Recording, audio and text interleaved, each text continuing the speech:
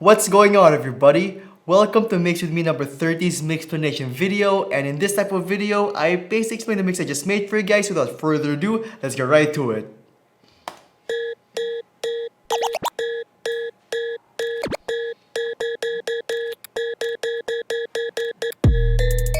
So that was a beat juggle, and when you think of a beat juggle, it works by having two duplicate songs, and it works by having you play between those two duplicate songs together. So if one duplicate song starts with 1, 2, 3, 4, you would play that, use a cross ready to shift to the other side, then play the other song which plays 1, 2, 3, 4, and you would have a juggle. It'll be essentially like a manual loop. And if you look at this part over here, that's the basic beat juggle. Me playing the first song, then maybe just baby scratching the next song, and that's already a basic beat juggle. But for this routine, when I started this whole mix, I wanted to immediately grab your attention and do something really cool and amazing. And this is what I came up with. So this is a technical beat juggle, but essentially it works by just playing the duplicate song, which is the deck on the right, at the offbeat sections of the original song, which is on the deck on the left over here at 1. So if this is the first song, you want your other song to be aligned like this. So instead of just hearing 1, 2, 3, 4, you're gonna hear 1, 1, 2, 2, 3, 3, 4, just like that. So that's why we get this sound at this point here.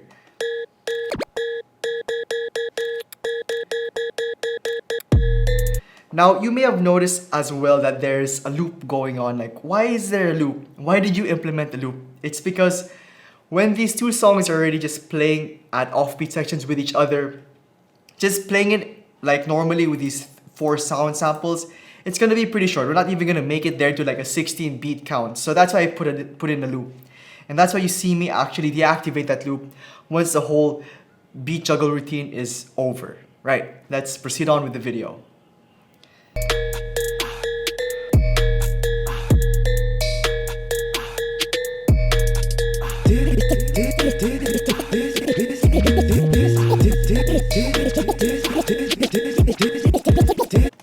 So I have to be honest with you guys, the labels that I have here, which is transforms, flares, and forward scratches, those aren't the only scratches I implemented when doing this scratch routine. I also implemented some reverse stairs, some babies, and some crabs. So when you start getting into scratching, you have a tendency to sort of amalgamate all the scratches you've ever learned in your life. And by doing so, you sort of like commonize all your experiences with scratching. And if you just continue being proficient with scratching, you'll develop your own unique scratch combo that is composed of different scratches out there. And that is actually my signature scratch combo.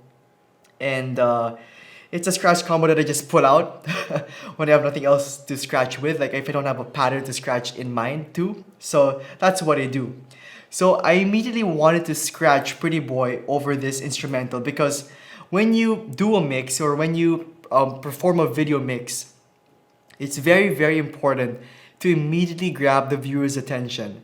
So I just did a cool juggle routine, but what else is going to keep you focused on the mix? Oh, maybe some cool scratching here and there. And that's also very important to note about if you're actually starting your own DJ set, if you're actually starting your own DJ mix. Because when you start a mix, the most plain thing that you can do, which isn't so bad, is just playing the song as it is.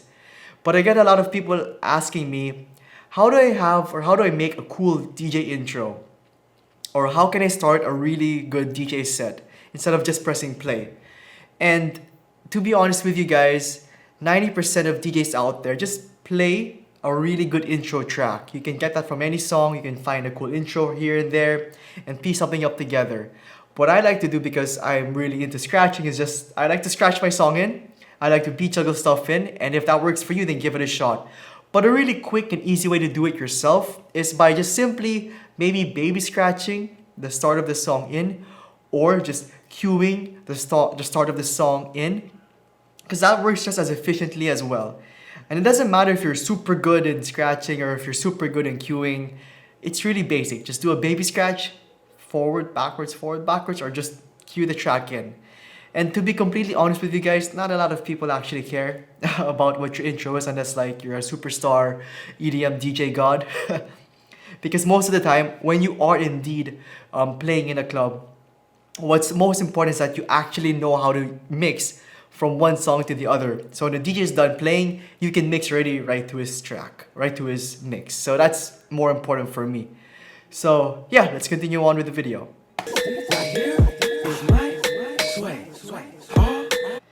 So at that part there, when I usually play an acapella over an instrumental, I like to let people know that I'm actually doing that. So one easy way to do that is to just bring down the volume of a track. So if you're mixing an instrumental and you're playing an acapella, let the people know that you're using an acapella just by bringing down the volume so that people can be like, oh, that's different, that's new. So it's a cool way to also like texturize the track and to give it some variation. Right? Let's continue. So that was a vinyl break, and I wanted to time that vinyl break with the word down to sort of let you know that the track is about to change, that we're about to do something completely different. So this is a transition track, Tokyo Drift transition track. So in the beginning, we started at 64 BPM. That's why Pretty Boy Acapella is at 64 BPM. But because of these samples here, we're gonna slowly change into another BPM, which is 99.90 BPM or 100 BPM. And that's why I wanted to use the word down just to emphasize that change.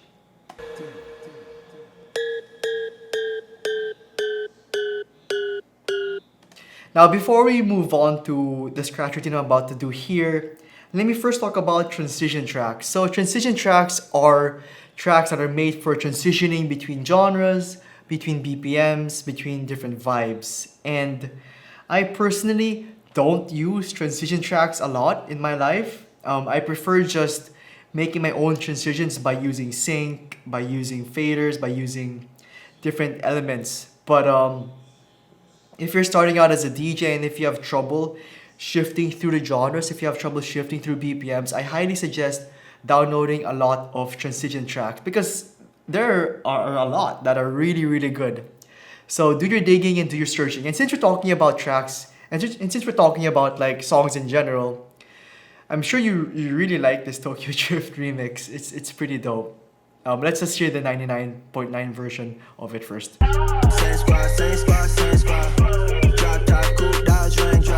So yeah, it's a pretty dope transition track. So a lot of you guys actually ask me, where do I get my songs? Where do I get my tracks? Well, the super simple answer is I get them from BPM Supreme or from SoundCloud or from my friends. And if you do want to get a discount with BPM Supreme, there are links in the description down below. So choose those links, get those links, and you'll get a discount. But to tell you the truth, not a lot of these songs are actually available on that site. Most of these songs were actually found through SoundCloud. But BPM Supreme does have a nice catalog of remixes that I really personally use when I do DJ sets like these. So when it comes to finding songs like these on SoundCloud, it's not as easy as typing Tokyo Drift transition track. No, you really have to explore.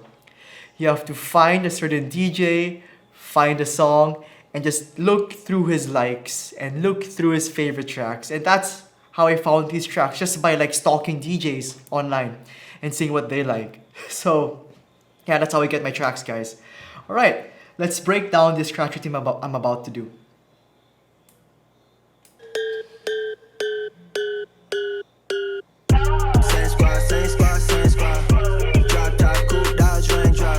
So you may have missed it, but when I actually dropped Same Squad, I was immediately focusing on the right jog wheel, because when you scratch drop or cue drop a track, it's very important to always be ready to jog wheel the track for it to be in sync with the opposite deck. So when you drop something, don't just drop it. You're not gonna get it 100% of the time when you drop tracks.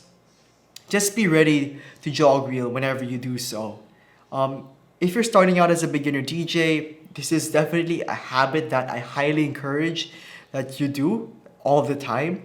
Whenever you mix a track, whenever you drop a track, even if you have sync on, use your ears and use your eyes to see if if the beats are indeed aligned. All right. So the idea for this scratch routine over here is that we're gonna scratch the